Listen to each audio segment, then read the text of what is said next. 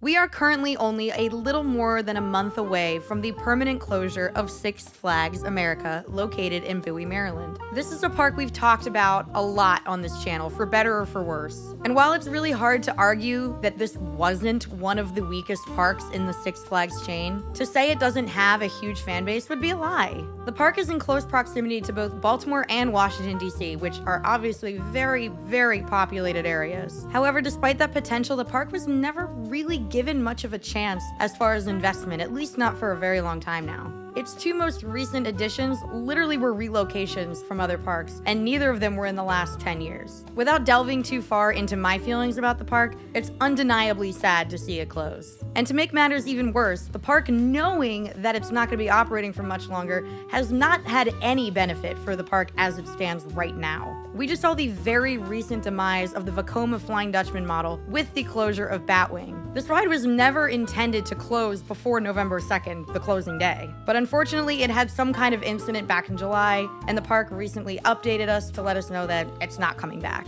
I imagine that given the circumstances, unfortunately, this is not going to be the only ride that suffers that fate, because at what point do you just say, okay, it's not worth fixing this for only a few more days or a few more weeks of operation? In a perfect world, all of the locals that love this park would get to experience it at its fullest potential for the last bit of time that they have, but I don't think that's going to be the case, unfortunately. However, for the sake of this video, I'm going to talk about the park as if all 9 of its roller coasters were operational. 1, because I believe it's the right thing to do, and 2, because Batwing was a very controversial ride, and it would suck to take out a little bit of the drama from this video. So without further ado, let's rank every roller coaster at Six Flags America.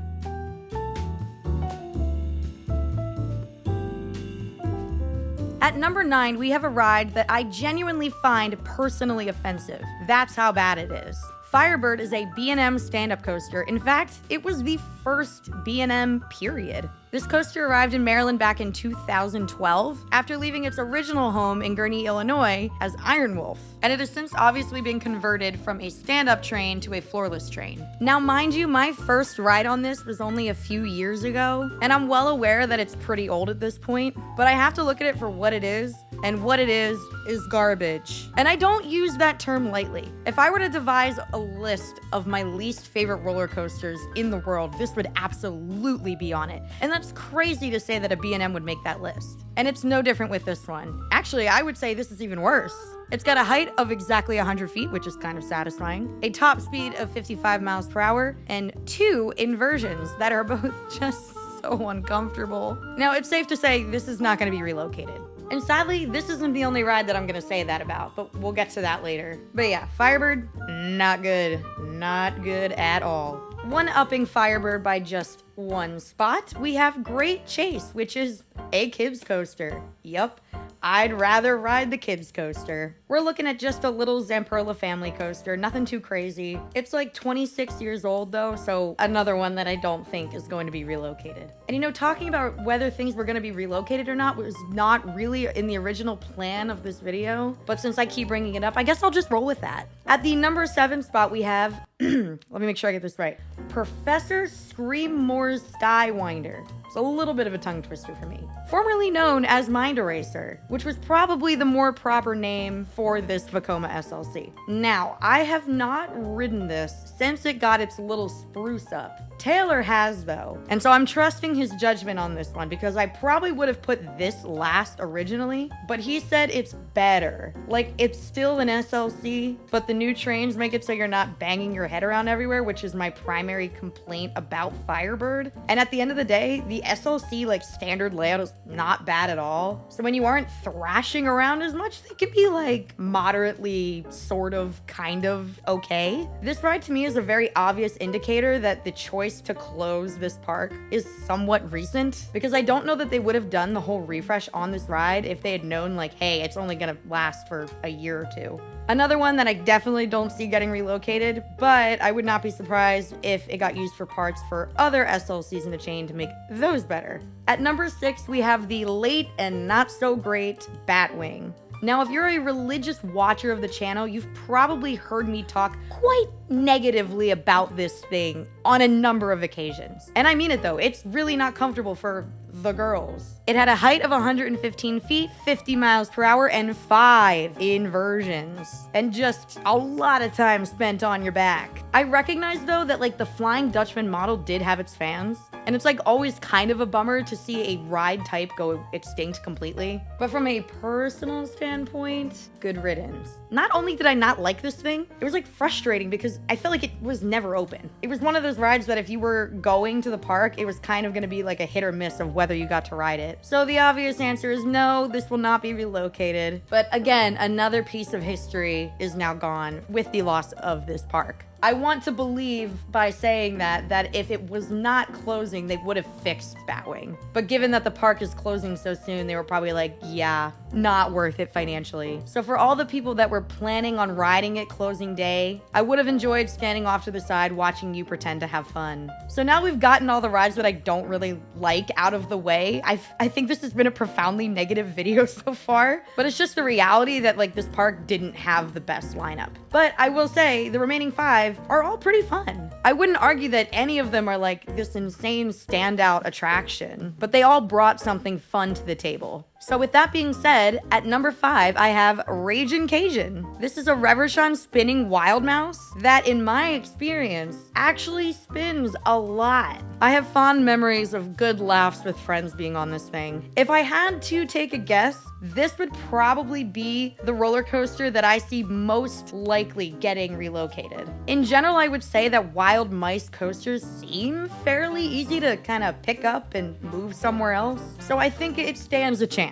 Fun ride, and I love the gator on the front of the trains. At number 4, we have the RMC that could have been Roar. This is an old school GCI coaster that has always had mixed opinions. I would argue that I think I liked it more than the average person, but I would have loved if they gave it the same treatment they gave to its clone over at Six Flags Discovery Kingdom, because undoubtedly Joker is a better ride than Roar. But I don't think Roar is as bad as people say it is. I know the park actually does a really good job of keeping up with this ride and giving it retracts, at least in my experience. Fun fact, this park actually used to be my home park for like 2 years, and I guess during those years it was running pretty well because that was my favorite in the park. It's got a height of 95 feet, top speed 50 miles per hour, and about 3,500 feet of track. In retrospect, I guess it's good that it didn't get RMC'd, because that definitely would have been a sad loss, but I still think that would have been the best thing they could have done for that park. It's definitely nowhere near being my favorite GCI coaster by any stretch of the imagination, but I stand firmly in my opinion that it is overhated on. Look, you can see just how much fun I'm having. You can't fake that.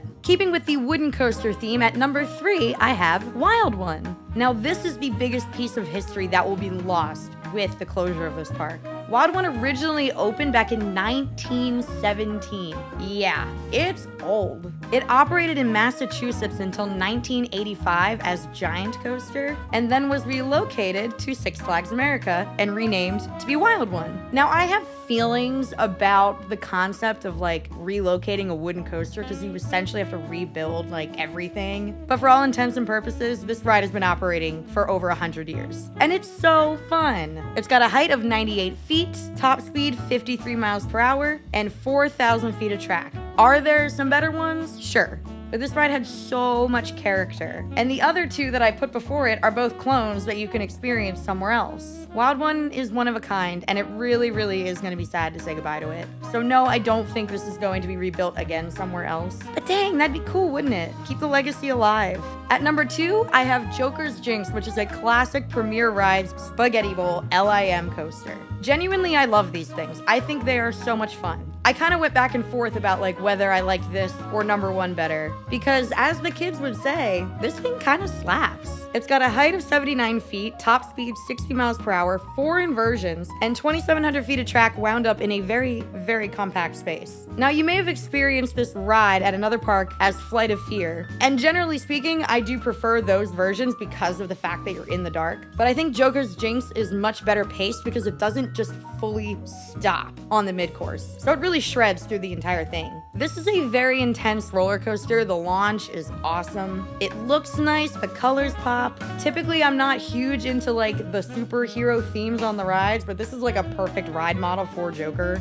so I'll allow it. You can still enjoy the outdoor model of this in the US at Six Flags Fiesta Texas with Poltergeist, which has the superior theming anyway. And as great as this ride is, it's another one that I don't think is going to be relocated. I would give it probably the second best odds, but it's still a pretty old coaster, so I wouldn't hold my breath on this one. And finally, at number 1, the best roller coaster at Six Flags America is Superman Ride of Steel. This is a massive Intamin coaster, about 200 feet tall, top speed 73 miles per hour, 5,300 feet of track. Now, this is just an observation. It's not a good or a bad thing, but this ride does have a lot of straight track and helices. Do with that what you will. Is this one of the best hyper coasters out there? No. Is it still super fun? Yeah. Now, I recently got to do the clone of this ride up in New York, but my gut says the Maryland version of this ride won't be relocated, but instead used for parts for Ride of Steel at Darien Lake. I'm thankful that for people that still want to experience the ride, they can, but anytime you lose a giant roller coaster, like, it's inherently sad.